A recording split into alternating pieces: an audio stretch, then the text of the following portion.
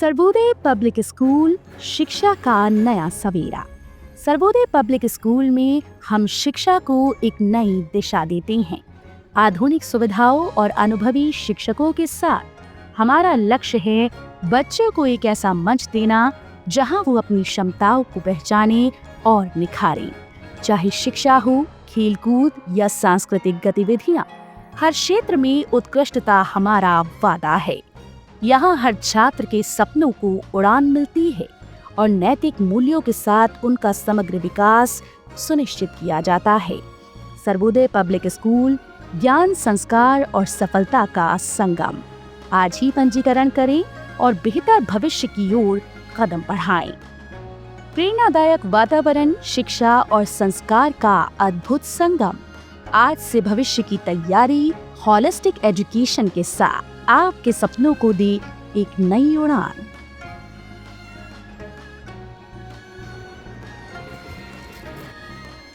Health corner विश्वास का दूसरा नाम।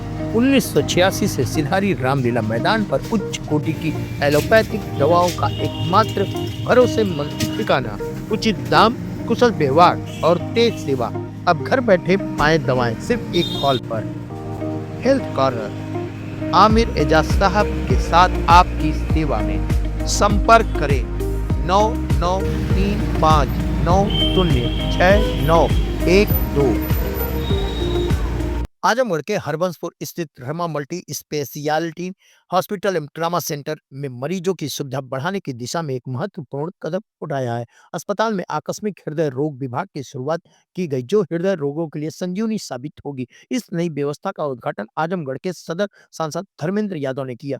रमा मल्टी स्पेशलिटी हॉस्पिटल में शुरू हुए इस हृदय रोग विभाग बाईपास सर्जरी यूनिट का उद्देश्य जनपद सहित पूर्वांचल के हृदय रोगियों को तुरंत उपचार प्रदान करना है।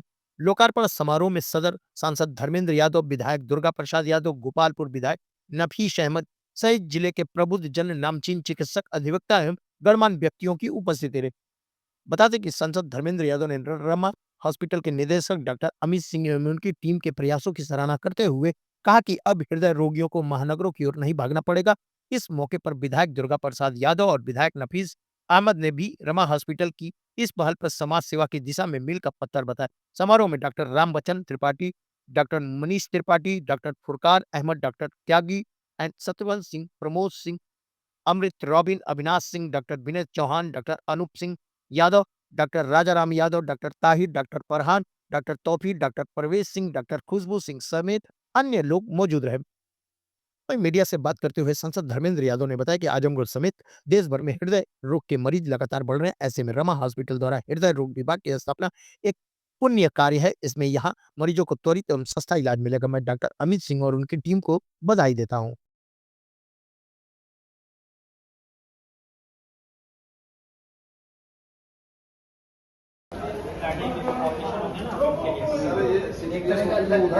रिकवरी रूम, हाँ रिकवरी रूम है, वेंटिलेटर वो सब इसमें है, से लाके देते हैं। इसी फ्लोर पे ही यूनिट लगा है। हाँ इसी फ्लोर पे सब उठी हुई है।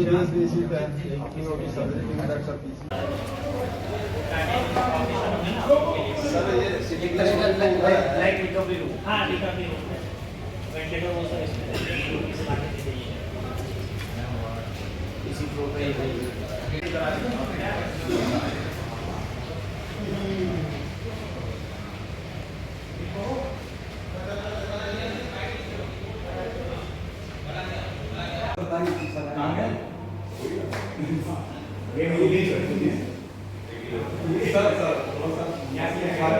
ये बात आइए पहली बात देखिए।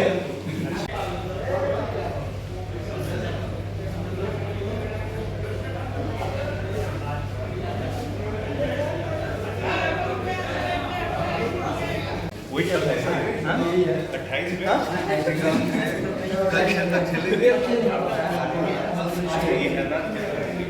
सब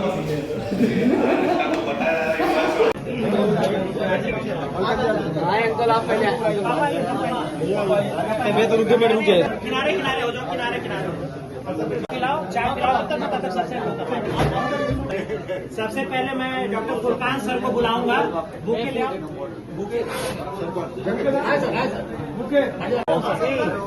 हाँ 280, हाँ सर बहुत कम है इधर। 10 साल में बहुत बड़ा है सर, नहीं तो पहले 70-80 डॉक्टर थे यहाँ 10 साल में बहुत नहीं। पॉपुलेशन बहुत है ना, पॉपुलेशन 60-70 लाख है इस समय।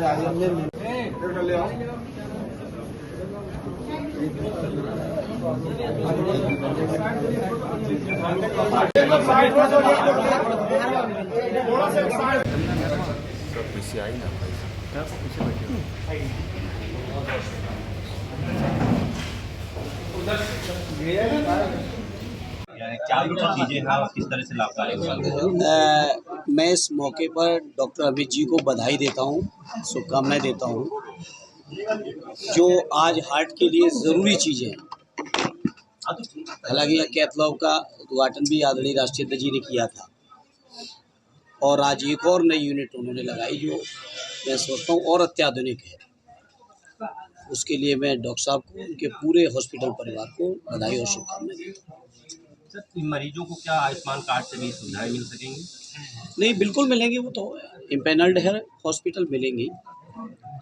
सर, ऐसे में ये चीज़ें देखने में प्राइवेट हॉस्पिटलों में आयुष्मान की सारी व्यवस्थाएं होती हैं मगर मिल नहीं पाती हैं, मरीजों को समस्याओं का सामना करना। आयुष्मान कार्ड में क्या कमी? देखिए, इस बात को लेकर सदन में भी यह चर्चा हुई थी और इस मुद्दे को उठाया था और मैंने उस समय भी कहा था कि स्कीम ठीक है, लेकिन स्कीम को इम्प्लीमेंट करने की जो जगह है वो खुद में बीमार है।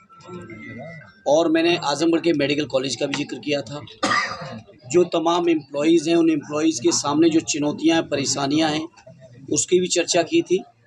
तो हम समाजवादी लोग जहां भी जैसे भी संभव हो सकता है जनता के हितों में अपनी आवाज़ को उठाते हैं और उठा रहे हैं और उठाएंगे। 15 दिन पहले और 15 दिन बाद की आयुष्मान में बात की जाती है सर, मगर किसी भी हॉस्पिटल में आजमगढ़ में ये सुविधाएं नहीं मिल पाती हैं। निश्चित तौर पे ये स्कीम के क्रियान्वयन की खामी है और इसको पिछले सत्र में भी उठाया था और आने वाले समय में भी फिर से मैं इस मामले को सदन में उठाऊंगा। सर, प्राइवेट स्कूलों में जिस तरीके से बढ़ रहा है, मतलब बुक प्राइवेट बुक्स को लेकर काफी कक्षा महंगी 2 के बुक्स हो बच्चों को रही हैं। 5-5 हज़ार की बुक है सर, इस पे सर कोई बात ये सरकार को पॉलिसी लानी चाहिए और ये मामला सदन में भी उठाए। देखिए, गवर्नमेंट की लगातार विद्यालयों को कमज़ोर करती जा रही है सरकार, और सरकार नहीं चाहती है कि गरीब परिवारों के बच्चे पढ़ें, वो जागरूक हों, वो अपने पैरों पर खड़े हों। सरकार की लगातार मंशा रही है सरकारी मेडिकल कॉलेज हों, सरकारी यूनिवर्सिटीज़ हों, सरकारी स्कूल हों, कॉलेज हों, उनको कमज़ोर करती रही। मामूली बात नहीं, उत्तर प्रदेश में लाखों शिक्षकों के पद आज भी खाली हैं। कहीं ना कहीं सरकार की मंशा ये लगती है कि वो नहीं चाहते हैं सरकारी नौकरी, सरकारी पढ़ाई कर पाएँ बच्चे, और जिसकी वजह से लोग मजबूर होकर प्राइवेट में जा रहे हैं।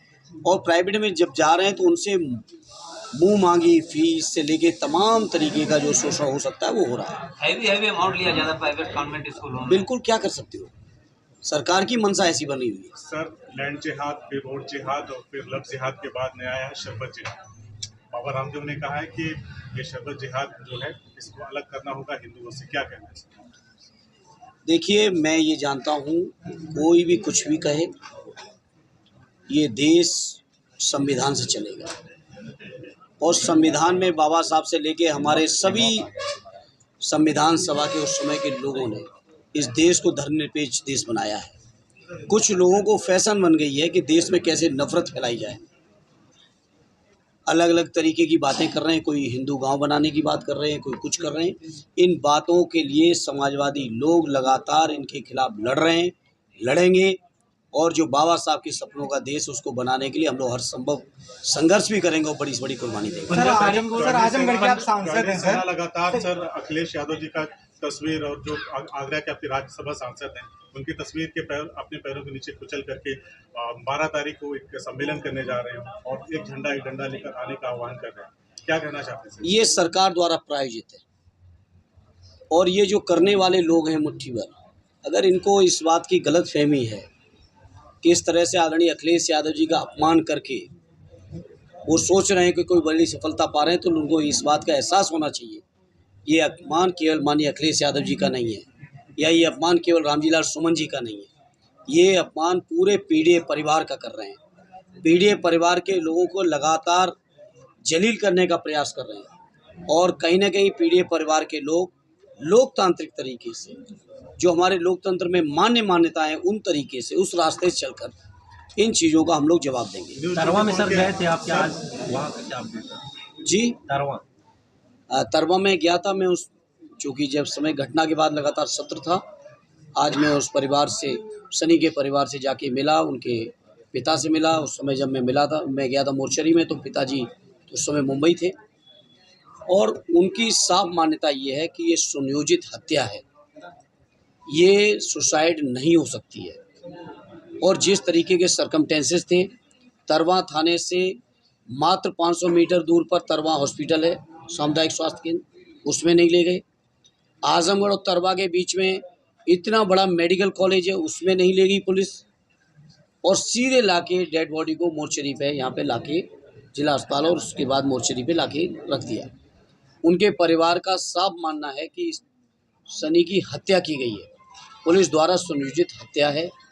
और आदरणीय राष्ट्रीय अध्यक्ष जी द्वारा सनी के पिता को हम समाजवादी पार्टी की ओर से माननीय राष्ट्रीय अध्यक्ष जी द्वारा भेजे हुए एक चेक जो 1 लाख रुपए का, उनको पार्टी की तरफ से आर्थिक सहयोग भी कर दिया। मांग मैंने मोर्चरी में जब प्रेस की थी, अगले दिन हमारे सभी माननीय विधायकगण उनके गांव में गए थे, माननीय राष्ट्रीय अध्यक्ष जी से भी बात हुई थी, और उसके बाद संसद में भी इस बात को हमने उठाया था कि उस सनी के परिवार को कम से कम 1 करोड़ रुपए का मुआवजा और उनके परिवार को एक व्यक्ति को सरकारी नौकरी मिलनी चाहिए। एक बहन है, वो विकलांग है, एक बहन है, पिता कह रहे थे अब मेरी उम्र ऐसी हो रही कि हम कुछ करने की मेहनत करने की, शारीरिक मेहनत के लायक नहीं रहे। अब सोचो उस परिवार की हालत क्या है। अच्छा सर, पुलिस वाले के ऊपर FIR तो दर्ज हुआ, लेकिन पुलिस वाले अभी जेल में नहीं गए, इसको लेके आप किस तरह से? ये केवल एक दिखावटी FIR है। उस समय में जो लोगों के दिलों में आक्रोश था, उसको शांत करने के लिए दिखावटी FIR की गई है, अन्यथा ऐसा संभव था कि पुलिस गिरफ्तार नहीं कर सकती। सर, उप मुख्यमंत्री केशव प्रसाद मौर्य एक मामले में आए थे और पीड़ित परिवार को 25 लाख देने का बात कहे, उस परिवार को न्याय भी नहीं मिला, ना कि 25 लाख रुपए। ऐसे में अनुसूचित जाति के राष्ट्रीय अध्यक्ष आए यहाँ पे और उस परिवार से मिले, क्या लगता है उस परिवार को न्याय या सरकार दे पाएगी? आप लोग कहाँ तक उस परिवार के साथ? सरकार की नीयत न्याय देने की नहीं है। अगर न्याय देने की होती तो अन्याय ही ना होता, तो सनी की जान नहीं जाती।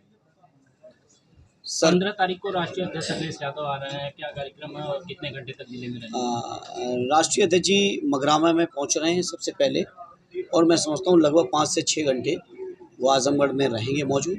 क्या सनी के परिवार से मिलेंगे? बिल्कुल, सनी के परिवार से तो लगातार संपर्क में हैं ही हम लोग, वो तो एक अलग बात है। राष्ट्रीय अध्यक्ष जी आ रहे हैं और मैं समझता हूँ बहुत और भी कई कार्यक्रम बनेंगे। आज ही कार्यक्रम उनका आया है, अभी रूपरेखा बनाएंगे उसकी।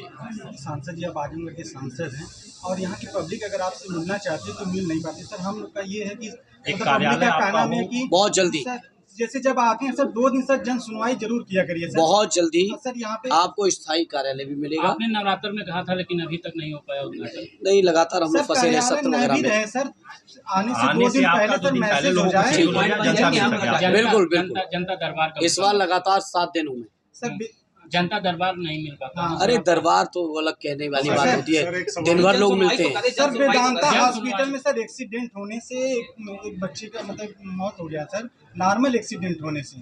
प्राइवेट अस्पतालों में इस तरीके का सर बहुत लूट मची हुई है सर। अब मैं उस घटना के बारे में जानकारी नहीं, इसलिए मैं कुछ नहीं कहूँगा। संदीप यादव नाम का लड़का। लेकिन इतना ज़रूर है कि सरकार के, मैंने सदन में कहा, आप चेक करिएगा गूगल पे, मैंने सदन में कहा कि जो सरकारी जो इलाज करने की स्थान है वो खुद में बीमार हैं। संसद की स्वास्थ्य मंत्रालय की स्थायी समिति ने कहा एम्स में डॉक्टरों की कमी है, आजमगढ़ में कमी है, लखनऊ से लेके सैफई से लेके जितने मेडिकल कॉलेज कहीं चले जाइए, हर जगह स्टाफ की कमी है, डॉक्टर्स की कमी है, सुविधाओं की कमी है, और जितना ये संविदा कर्मचारी हैं इनको तो तनख्वाहें भी नहीं मिल पा रही हैं। तो व्यवस्था बहुत खराब है। इसलिए आपके माध्यम से प्रदेश के जनमानस से कहूँगा, इस सरकार को बदलिए, सारी व्यवस्थाएं ठीक होंगी। आयुष्मान कार्ड को सर कितने अंक देंगे आप अगर सरकार की बात? जब वो सुचारू चल ही नहीं पा रहा तो काहे के अंक? बाबा साहब का संविधान बचा रहे हैं, तो भाजपा भी 13 अप्रैल से लेकर 25 अप्रैल तक जो है अम्बेडकर जयंती का प्लान रखी हुई है, तो उस पर क्या कहना चाहिए? देखिए, ये दिखावटी इवेंट बहुत करते हैं भाजपा के लोग। काम इवेंटों से नहीं चलेगा, काम सच्चाई से चलेगा। जनता सच्चाई समझ चुकी है, ईमानदारी समझ चुकी है। भाजपा के लोगों ने 14, 17, 19, 22, 24 इन 5 चुनावों के उनके मैनिफेस्टो या संकल्प पत्र पढ़ लीजिए। उसके बाद जो किया है उसका आकलन कर लीजिए। उसके बाद भाजपा की किसी कही हुई बात का भरोसा करिए, इससे पहले नहीं। वक्फ बोर्ड की जमीन जो 9000 हेक्टेयर भूमि आ रही है उस पर, सॉरी क्या बोले? वक्फ बोर्ड की जो निर्णय आया है वह जमीनें जो हैं उस पर आप लोग सरकार से या कुछ अपनी बात यह रखेंगे कि यह जमीनें जो आ रही हैं इस पर राष्ट्रीय स्मारक बनाया जाए, बचीनों किसी कार्य किया जाए? देखिए, हम लोग चाहेंगे वक्फ बोर्ड की जमीनें जिस उद्देश्य के लिए वक्फ की गई, दान की गई, डोनेट की गई, उस काम में इस्तेमाल होनी चाहिए।